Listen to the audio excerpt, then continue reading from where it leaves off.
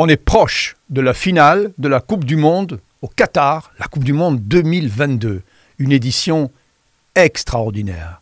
Et vous vous rendez compte qu'un gamin de 12 ans aujourd'hui n'a aucun souvenir de l'Italie en Coupe du Monde. Aucun. Le néant. 0-0. Le Brésil n'est pas en finale de la Coupe du Monde Qatar 2022. L'Espagne non plus. La Belgique n'y est pas non plus. Et un autre grand pays n'y est pas. Mais on va revenir à ce grand pays dans quelques secondes. Parlons d'abord des demi-finales qui sont hallucinantes. Elles vont arriver. France-Maroc. Ça, c'est une demi-finale absolument historique. Le Maroc, première équipe africaine en demi-finale. La France habituée aux demi-finales. C'est quand même une habitude depuis 20 ans, ce qui fait un des pays les plus performants de ces 20 dernières années. Alors qu'avant, on peut le dire, la France était un petit peu un pays du tiers-monde dans le foot. Loin derrière les grands pays. Là, maintenant, elle est en train de prouver qu'elle a une génération absolument extraordinaire. Et cela depuis 98-98. Alors, la France, elle y est arrivée en battant l'Angleterre. Elle l'a battue, vous l'avez remarqué comme moi, avec les mêmes moyens qu'elle a utilisés en 2018, c'est-à-dire une défense plus ou moins solide qu'en 2018, mais suffisamment solide que pour résister, et un bon bout de chance, un brin de chance qui manifestement l'accompagne chaque fois dans les grands moments. Mais pas que. Parce que, si vous l'avez remarqué, eh bien, il y a eu un tueur. Le tueur, c'est Giroud. Et puis, il y a eu quelqu'un qui a gracié Lloris, c'est son pote de club, Harry Kane. Alors, est-ce que Harry Kane aurait dû tirer et le premier et le deuxième penalty, sachant qu'il fréquente tous les jours son pote Lloris dans les vestiaires de Tottenham? C'est pas sûr. Le deuxième penalty, vous l'avez remarqué, il l'a forcé, il l'a mis dans les nuages. Et là, on sent vraiment que le chasseur a craqué. L'instinct du tueur n'a pas fonctionné. Alors que chez Giroud, le chasseur, le tueur, a exactement fait ce qu'il fallait faire au moment où il fallait le faire. D'ailleurs, son pote milanais l'a dit, Zlatan l'a dit, s'il y a une révélation au Qatar 2022, ce sera « My friend Giroud ». Eh oui, voilà, Giroud a 36 ans, est le tueur, celui qui fait le geste juste au moment juste. La France face au Maroc, on verra. Est-ce que quelqu'un va aussi arrêter Mbappé en demi-finale? Si Walker l'a fait avec l'Angleterre, plus ou moins bien, c'est pas dit qu'une grande star, un vrai champion, rate 2 matchs d'affilée. Si Mbappé explose contre le Maroc, malheureusement pour le Maroc, ne passera pas. Mais si Mbappé est en forme, il se passera ce qui doit se passer. De l'autre côté, c'est très équilibré. L'Argentine et la Croatie ont des joueurs fantastiques, un petit peu vieillissants pour ce qui est des grandes stars comme Messi ou Modric. Mais malgré tout, à chaque poste, quand on regarde les noms, ce sont des joueurs qui ont une technicité et une expérience hallucinante. Donc tout est ouvert et ça pourrait malheureusement aussi se terminer au pénalty. Ça, ce sont les demi-finales qui vont arriver dans cette Coupe du Monde Qatar 2022. Qui sera au moment juste, en meilleure forme, avec le brin de chance indispensable pour aller jusqu'au bout? Le destin nous le dira. Mais il y a une grande équipe qui n'est pas en finale en 2022. Une grande équipe qu'on a oubliée. Vous savez qui c'est? C'est l'Italie. L'Italie n'est pas en finale de la Coupe du Monde 2022. Mais l'Italie n'est pas là depuis un bail, depuis un siècle, dirait un gamin de 12 ans aujourd'hui. Parce qu'un gamin qui est né en 2010 n'a jamais de sa vie vu l'Italie en Coupe du Monde. Ça n'existe pas. Aucun gamin, qu'il soit européen, asiatique, africain, américain du Sud, on n'a jamais vu de mémoire de gamin l'Italie en Coupe du Monde. Moi, quand j'avais 10 ans, et j'en parlerai dans cette vidéo, j'ai eu une révélation. C'est là où le foot m'est apparu comme quelque chose d'extrêmement puissant qui peut créer des émotions absolument incroyables. C'est cette histoire que je vais vous raconter maintenant. L'histoire de l'Italie depuis que je me souviens, c'est-à-dire cette demi-finale, la finale qu'on a appelée le match du siècle en 1970, 70 pour nos amis français, Allemagne, Italie, au Mexique. cette histoire incroyable, elle est à vous maintenant. Ceux qui sont nés en 1950, quand ils ont 20 ans, ils connaissent la finale de la Coupe du Monde au Mexique. Il y a d'abord le match du siècle. Le match du siècle, c'est la demi-finale contre l'Allemagne. Alors quand on appelle le match du siècle, je dirais plutôt que c'est les prolongations du siècle, parce que le match se termine sur 1-1, et c'est à la 90e minute que Karl-Heinz Schnellinger, dit Volkswagen, pour la qualité et la quantité de son jeu, égalise. Le pire, c'est que Schnellinger, il joue à Milan. Dans les très rares joueurs étrangers, Schnellinger joue à Milan et c'est lui, défenseur, qui se retrouve à la place du centre avant et qui, d'un tir bizarre, égalise à la 90e. Là commence le match du siècle. Le match du siècle, d'ailleurs, la plaque commémorative au stade Azteca remercie l'Italie et l'Allemagne d'avoir joué le match du siècle devant plus de 100 000 personnes. Quand le match continue, que les prolongations commencent, moi j'ai 10 ans. Donc j'ai connu ce moment-là. Alors mes parents me disent « Tu vas dormir, il est tard » parce que le match se terminait très tard. Au Mexique, en plus, au Mexique, avec le décalage horaire, il était environ minuit. Et qu'est-ce que je fais? Eh bien, j'écoute le match, non pas avec le son de la télé, mais avec le commentaire de mon père, qui lui, évidemment, suit les prolongations, sauf qu'il ne peut pas rester cool, ni tranquille. Il gueule 2-1 par Müller, donc l'Allemagne prend l'avantage. 2-2, Burnic. 3-2, rival Italie. 3-3, Müller encore. 4-3 avec Rivera. Le match se termine sur un score fleuve de 4-3. Imaginez si la règle du goal d'argent ou du goal en or avait existé en 1970, qui consistait à arrêter la partie quand une des deux équipes dans les prolongations marquait le premier goal, on n'aurait jamais connu le match du siècle en 1970. Et de plus, l'Allemagne aurait été qualifiée puisqu'elle a marqué le premier goal des prolongations. Comme quoi, cette règle complètement absurde du goal en or qui a existé entre 2002 et 2006, je crois, était complètement absurde et elle a bien fait de disparaître. Arrive la finale en 1970. Ceux qui ont 20 ans donc l'ont connue. La finale contre le meilleur Brésil de tous les temps, Pelé, Jairzinho, Gerson, Tostao, Clodoaldo, une équipe extraterrestre, lunaire. L'Italie est crevée, fatiguée. Elle tient une mi-temps 1-1 et elle disparaît dans la deuxième mi-temps 4-1. Là, il y a une des grandes polémiques de l'histoire du foot. La polémique, elle est simple. L'Italie avait deux grands joueurs, deux numéros 10, Mazzola et Rivera. Rivera qui était le ballon d'or cette année-là, donc le meilleur joueur européen. Et quand on demande à Sir Alf Ramsey, qui a entraîné l'équipe d'Angleterre et mené au sacre en 66, quels étaient les 4 meilleurs joueurs italiens à ce moment-là, il dit en 1, il y a Rivera, en 2, il y a Rivera, en 3, il y a Rivera, et en 4, il y a Rivera. Et Pelé dira, mais si Rivera est sur le banc, l'équipe d'Italie doit être absolument extraordinaire. Il y avait une certaine ironie, évidemment, dans cette remarque. Les deux ne joueront pas ensemble plus de 6 minutes, quand c'est déjà 3-1 pour le Brésil.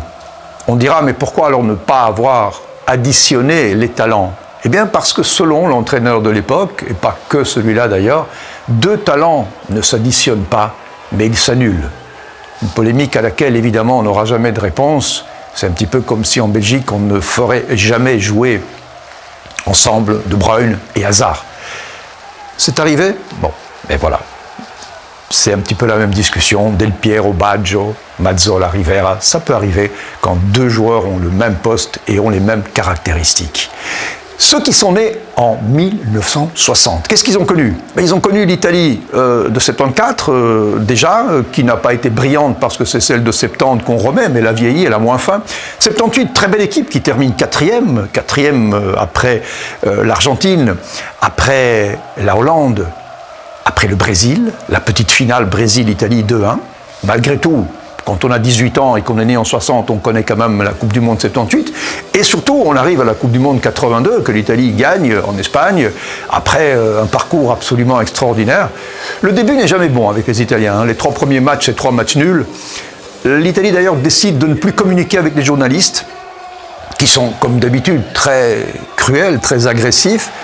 Silence presse. On ne parle plus aux journalistes. On ne leur parle pas, d'ailleurs, avant la finale. Après la finale, clairement, on leur parle. Mais cet esprit de corps, cet esprit vestiaire, c'est soudé.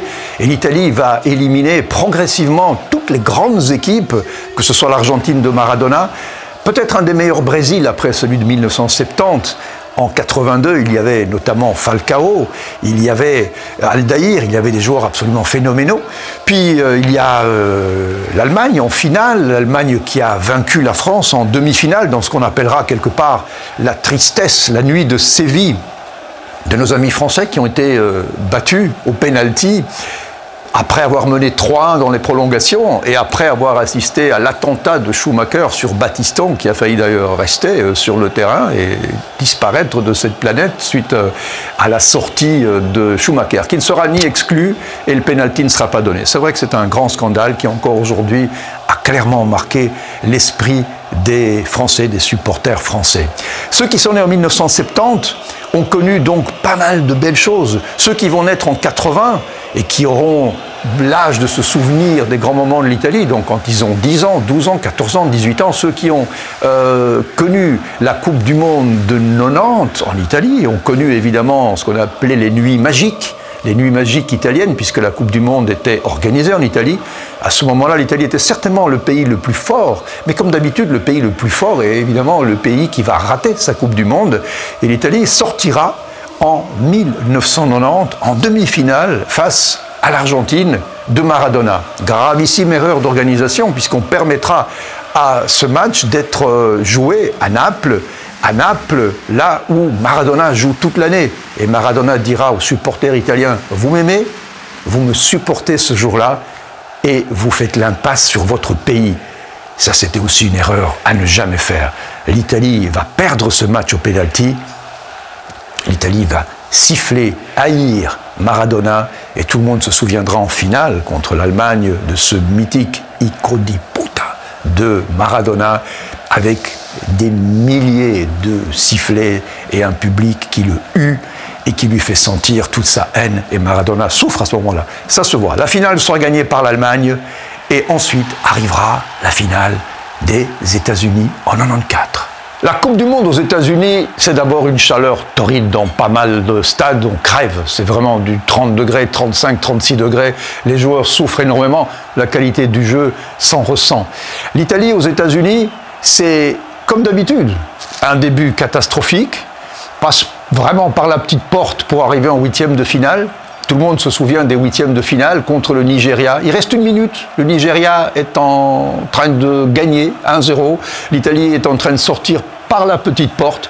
Quand arrive Baggio, il a un trou de souris. Il met un petit tir lifté comme ça et au bord du poteau, la balle rentre. Elle pouvait rentrer que là. C'est 1-1. Et aux prolongations, malgré que l'Italie joue à 10, le Nigeria est battu 2-1. Là, on l'appellera l'Italie des miracles parce que, à chaque fois, je veux dire, on ne l'attendait pas et elle passe. Et elle se retrouve en finale contre le Brésil moyen, pas le Brésil lunaire et martien de 70 ou de 82, mais un bon Brésil malgré tout. Une Italie fatiguée, Baggio joue sur une jambe, la deuxième elle est malheureusement un petit peu endommagée, et on se retrouve au penalty, et Baresi et Baggio ratent leur penalty. L'Italie sort deuxième de cette Coupe du Monde. Je me souviens parce qu'on l'a regardé sur la place de mon village, on est tous arrivés avec nos chaises, on s'est assis, et quand le match s'est terminé, eh bien, dans un silence total, on a repris nos chaises, on est rentré, sans la musique, comme dans un film de Fellini où on remballe nos affaires et on s'en va, parce que de toute façon, c'est comme ça, c'est le destin, et on n'y peut rien. En 98, la Coupe du Monde en France, l'Italie sort au penalty, encore une fois, pour la troisième fois d'affilée, 90 penalty, 94 penalty, 98 penalty, c'est une malédiction. Et la malédiction s'achèvera un jour. Et si ce soir-là, les Français avaient connu le futur, eh bien, ils auraient compris que plus tard, eh bien, la balle allait tourner et le sort allait changer. 2002, la Coupe du Monde de 2002, n'en parlons même pas. C'est un scandale. La Coupe du Monde 2002, l'Italie y arrive avec une bonne équipe. Elle est sortie injustement par la Corée sur des erreurs d'arbitrage absolument inimaginables. D'ailleurs, l'arbitre qui s'appelle Byron Moreno, eh bien, on l'a retrouvé quelques années après à l'aéroport de New York avec 6 kilos de cocaïne. C'est peut-être pour son utilisation personnelle, mais 6 kilos, ça fait quand même beaucoup. Il prendra 3 ans de prison à Brooklyn. Il a été exclu après du championnat de son pays pour 25 ou 30 matchs.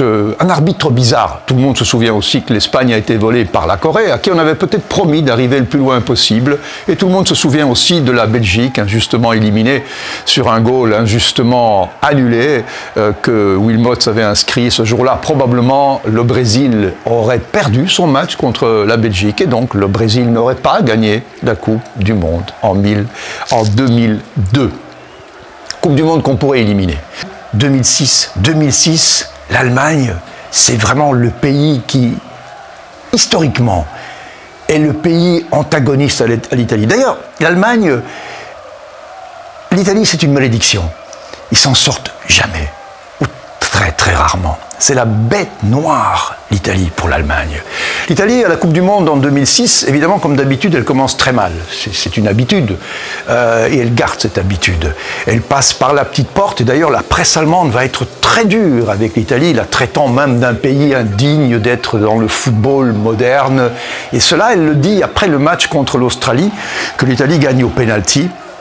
Petit match, petite victoire, la presse allemande se déchaîne en disant voilà, encore un pays qui ne devrait pas être là où il est. Sauf que l'Allemagne va rencontrer l'Italie en demi-finale. Ce qui sera probablement le match le plus beau de cette Coupe du Monde 2006, la finale avant la lettre, un match qui encore aujourd'hui reste gravé dans les annales du foot. On arrive aux prolongations. Et dans les prolongations, qu'est-ce qui se passe? Le match ne bouge pas. Et à la 118e minute, alors qu'il reste 2 minutes avant les pénaltys, on retrouve 9 joueurs italiens dans la surface de réparation allemande. L'Italie, donc, manifestement, n'a pas envie d'attendre les pénaltys. Et tout le monde se souvient de cette scène où Pirlo défile la défense allemande, regarde à droite, fait semblant de regarder nulle part, fait une passe en aveugle à gauche. Il y a Grosso, le défenseur, qui se retrouve sur le côté droit du goal, en enveloppe du gauche. Sur le coin, Lehmann n'a rien vu, c'est 1-0. Klinsmann ne le supporte pas. Il reste 2 minutes. On peut égaliser dans le foot quand il reste 2 minutes. Il exhorte son équipe. L'équipe allemande attaque. La balle arrive sur la tête de Cannavaro, qui relance Totti, qui trouve Gilardino, qui file vers le goal tout seul, serré par 3 défenseurs allemands. Gilardino attend. Il attend 1 seconde, 2 secondes. Il sait que Del Piero court sur sa gauche. Il lui file la balle. Del Piero enveloppe du droit, lucarne. Ce qu'il avait raté à l'Euro 2000, il le réussit. L'Italie en 2006, grâce à Del Piero, grâce à Gilardino, grâce à Totti, grâce à Cannavaro, arrive en finale à Berlin. Et retrouve la France. Retrouve la France de Zidane, la France de Malouda, la France d'un jeune gars, Ribéry. L'Italie n'est pas favorite, la France non plus d'ailleurs. Les 2 équipes sont fatiguées, une mi-temps pour l'Italie, une mi-temps pour la France. Tout le monde se souvient du coup de boule de Zidane. Les noms d'oiseaux volent toujours dans un match de foot, Zidane devrait le savoir. Il a lâché malheureusement la pression à ce moment-là, ses nerfs ont lâché, il a donné le coup de boule qu'il ne fallait pas donner parce que fondamentalement, qui devait tirer probablement le pénalty que Trezeguet a raté? Certainement Zidane. L'aurait-il réussi? On ne sait pas. Ce qui est certain, c'est que Trezeguet a raté le sien. Si vous voulez savoir à quoi pensait Lippi à ce moment-là, l'entraîneur italien, eh bien Lippi, il a pensé à une chose très simple. Il a pensé à ceci. Il a dit, David, tu me dois quelque chose, parlant à Trezeguet dans sa tête. Il lui dit, David, tu me dois quelque chose. Que lui doit David? Eh bien, David Trezeguet, en 2003, il rate le pénalty en finale de la Champions League face à Milan.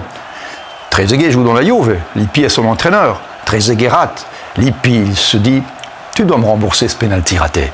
Trezeguet rate.